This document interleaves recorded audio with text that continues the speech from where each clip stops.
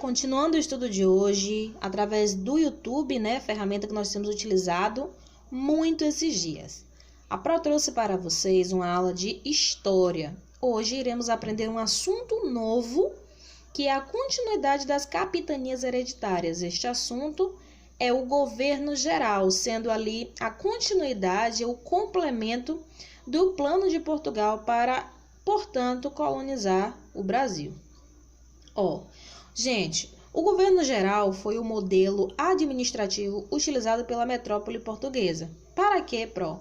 Para governar a sua colônia na América após 1548. Quando a Pro está falando a sua colônia, de quem está se referindo? Está se referindo ao nosso país, que naquela época, era pertencente a Portugal. Então, o governo geral foi uma forma de administração semelhante ali às capitanias hereditárias, porém mais avançado, diferente, para, portanto, governar e colonizar o Brasil.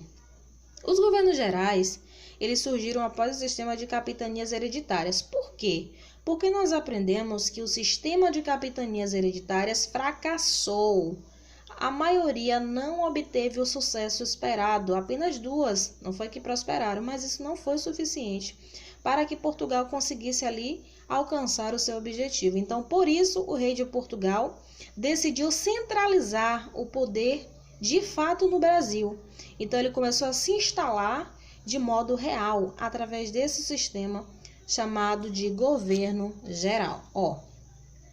Outro motivo também, para a criação do governo geral na colônia portuguesa foi também a necessidade de Portugal de centralizar o poder administrativo da colônia, já que naquela época vários estrangeiros tentavam sempre estar ali invadindo o território brasileiro para usufruir, retirar alguns benefícios para si, até mesmo contrabandear alguns produtos. Então Portugal precisava dizer para todo mundo que aquela terra realmente tinha dono e que ninguém poderia de maneira alguma tocar no Brasil, não é? Então foi essas duas formas, esses dois motivos para que o governo geral fosse criado. A necessidade de centralizar o poder da corte portuguesa sobre o Brasil, e também pois o sistema de capitanias hereditárias falhou, então precisava assim de uma continuidade, precisava de algo a mais, algo mais inovador, eficaz com relação ao domínio e à organização da exploração aqui no Brasil. O primeiro governador geral. Nós tivemos aí 3 governadores gerais, 3. Quem eram esses governadores gerais? Eram as pessoas na qual ficavam na responsabilidade de governar, de administrar todo o território brasileiro. Lembra que nas capitanias hereditárias as pessoas tinham responsabilidade apenas de uns pedacinhos, um pedaço de território? Pois é. Mas quando nós falamos em governo geral, estamos falando de algo ao todo, de todo o governo geral do país todinho. O primeiro governador geral, ele se chamou Tomé de Souza. Ele governou entre 1549 e foi até 1553. Durou 4 anos aí o seu domínio sobre o território brasileiro.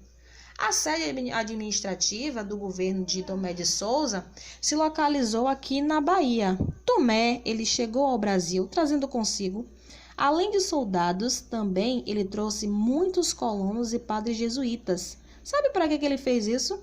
Ele tinha ali o objetivo de catequizar os indígenas, trazer a religião portuguesa para o Brasil. Então, esses padres que vieram junto com Tomé de Souza, eles vieram sob a direção de um padre. Que padre foi esse? Um padre chamado Manuel de Nóbrega, que então deu início à história da educação no Brasil. Ou seja, o padre, juntamente ali com os outros jesuítas, se reuniram para educar os indígenas de maneira que eles conhecessem a religião e tivessem uma educação. Então, foi através disso que criou, portanto, a história da educação no Brasil, junto com o padre Manuel de Nóbrega, no governo geral de Tomé de Souza, No governo de Tomé de Souza se desenvolveu a cultura da cana-de-açúcar.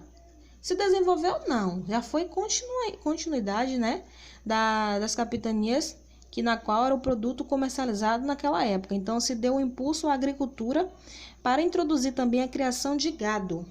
Pois é.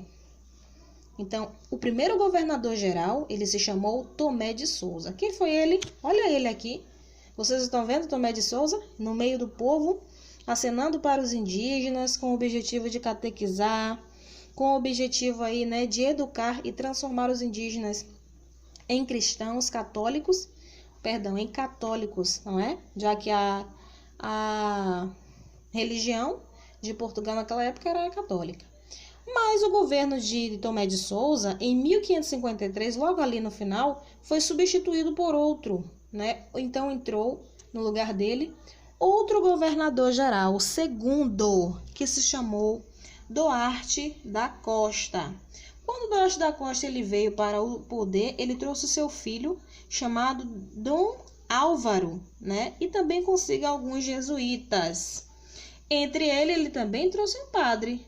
Ele também trouxe um padre consigo, já que o objetivo era o quê? Realizar a educação religiosa com os indígenas. Este padre, que veio junto com Duarte da Costa, ele se chamava Padre José de Anchieta. Inclusive, foi ele quem fundou, juntamente com outro padre que veio junto, né? Manuel de Nóbrega. Ele fundou, sabe o quê? O Colégio de São Paulo de Piritinga. Então, eles fundaram um local, criaram ali, para educar os indígenas. Isso também foi muito importante em nossa história, né? Então, Duarte da Costa, ele não fez um bom governo. Sabe por quê? Porque no governo de Duarte da Costa houve sérios problemas.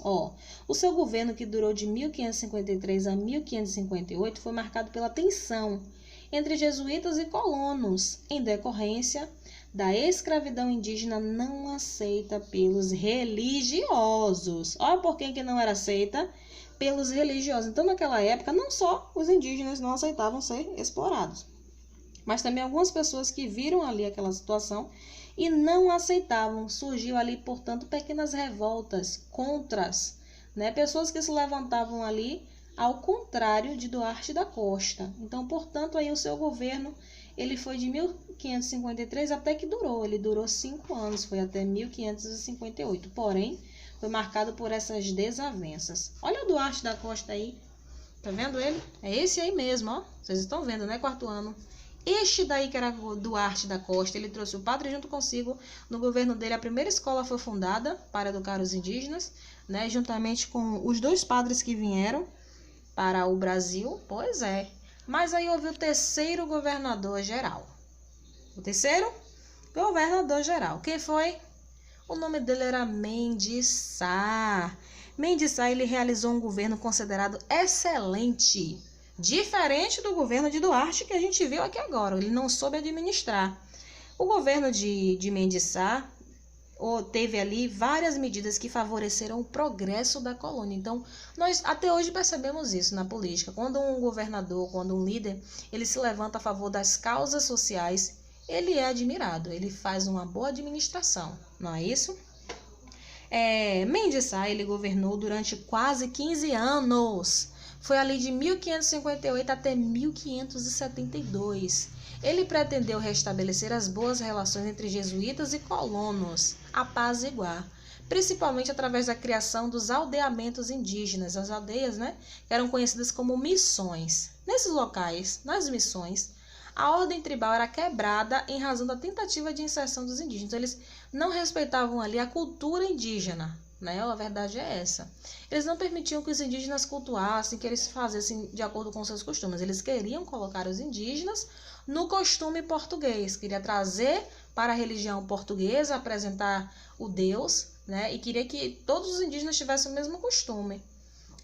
E esses locais eram chamados de missões, onde eles tentavam inserir os indígenas em um sistema de vida europeu, né? Então, conheceram aí, esse daqui é Mendes Sá. No governo de Mendes Sá, o seu regime do governo geral contribuiu para a corte portuguesa, né, que ficasse livre. Ele aí, ó. Ó, Mendes Sá aí, ó. Esse daí foi o bom, foi o último. Muito bem. O regime do governo geral contribuiu para a corte portuguesa permanecer livre dos invasores estrangeiros, que naquela época era muito abuso. Sempre o Brasil estava sendo invadido por várias pessoas. Não importasse o que Portugal fizesse para determinar o domínio e mostrar para todos que o Brasil tinha dono, os estrangeiros eles permaneciam invadindo. Então esse regime do governo geral ele contribuiu para que a corte portuguesa ficasse livre de vez desses invasores estrangeiros e também deu a margem para que as entradas e as bandeiras desbravassem o sertão, que era a região ali longe do litoral, né? Mas no centro. Bandeiras pró. Entradas? Vamos conhecer isso? Vamos lá. As entradas elas tinham como objetivo principal fazer o mapeamento do território brasileiro, ou seja, uma sondagem, uma busca de conhecimentos para serem registrados, principalmente da região do interior, já que os portugueses, logo quando eles chegaram no Brasil, eles conheceram somente o litoral, né, a região ali da costa. O interior não havia sido ainda conhecido, então por isso as entradas elas tinham como esse objetivo mapear. As informações que eram registradas nas entradas eram enviadas a Portugal, com o objetivo de aumentar o conhecimento e também viabilizar a colonização do interior do Brasil. Então, ali era uma forma de conhecimento, de planejamento para as futuras ações de Portugal. E aí vem a questão das bandeiras, né? As bandeiras tinham como objetivo principal descobrir as minas de ouro, prata e também de pedras preciosas. E aí não estava fazendo mais um mapeamento, estava buscando o quê? Estava buscando riquezas, estava buscando algo a mais para explorar. Essas bandeiras elas eram lideradas por pessoas chamadas bandeirantes. Eram paulistas, ok? Que tinham ali em sua composição familiares, agregados, brancos, pobre, não é isso? Então foram organizadas algumas expedições que se embrenhavam pelo interior à procura de metais preciosos e também de indígenas para trabalhar, sabe aonde? Para trabalhar nas lavouras. Então as bandeiras elas iam em busca de indígenas para serem escravizados e iam em busca também das pedras preciosas. Essas missões para essas buscas eram chamadas de expedições, como nós aprendemos, e essas expedições elas eram formadas por homens armados, também por mulheres, por indígenas. Esses indígenas que formavam aqui essa expedição da bandeira já eram os indígenas catequizados. Já eram aqueles que tinham aderido ao costume português. Eles já conheceram ali a cultura portuguesa europeia, como nós costumamos chamar, e já estavam naquele ritmo. Também era formado por escravos, sacerdotes e animais de carga. Todos eles seguiam o caminho dos rios, onde eles paravam, plantavam, ou seja, eles tinham uma rotina, né? Iniciavam ali a lavoura e, posteriormente, uma povoação. Eles se instalavam em pequenas aldeias e iam formando ali os seus grupos. Observe uma coisa, muitas cidades importantes elas tiveram a sua origem com as bandeiras, que as bandeiras tinham como esse objetivo, fazer o quê? Pequenos vilarejos, juntar pessoas para trabalhar, para cultivar, formar ali a lavoura e tudo mais. Lembrando que as pessoas que compunham aí essas bandeiras eram chamadas de bandeirantes. Uma das bandeiras mais importantes foi liderada pelo bandeirante Fernão Dias Pães e Leme. Na próxima aula eu vou estar trazendo para vocês essa informação, para a gente estar dando continuidade e revisando, ok? Então, essa aqui foi a nossa aula de história de hoje. Pro trouxe também aqui as bandeiras, as principais bandeiras, foram corridas em 1672 e 1740, a primeira, né, que é uma das principais. Tinha como objetivo o quê? O descobrimento de jazidas de ouro e pedras preciosas. Essa daqui também, a bandeira de Domingos de Jorge Velho, ocorrida em 1615 e até 1703, tinha como principal objetivo o sertanismo de contrato, onde os bandeirantes eram contratados por fazendeiros para combater quilombos e tribos indígenas que atacavam as cidades e engenhos. E teve também a bandeira de Raposo Tavares, que é ocorrida em 1598 a 1658, que tinha como principal objetivo a captura de indígenas. Estudem, viu, meus amores? Porque esse assunto que a Pro trouxe para vocês aqui é um assunto complementar. Tem no livro de vocês, ok? Então, estudem direitinho, que a Pro vai estar passando uma tarefinha no livro de história Página 113 e 114, viu? Então, associem direitinho cada governador, os feitos no seu governo, se houve desavença, se foi considerado um governo excelente, se eles fizeram um bom trabalho, algumas cidades também que eles fundaram, ok? Tudo direitinho. A prova vai ficar por aqui. Se tiver qualquer dúvida, pode estar perguntando para mim, viu?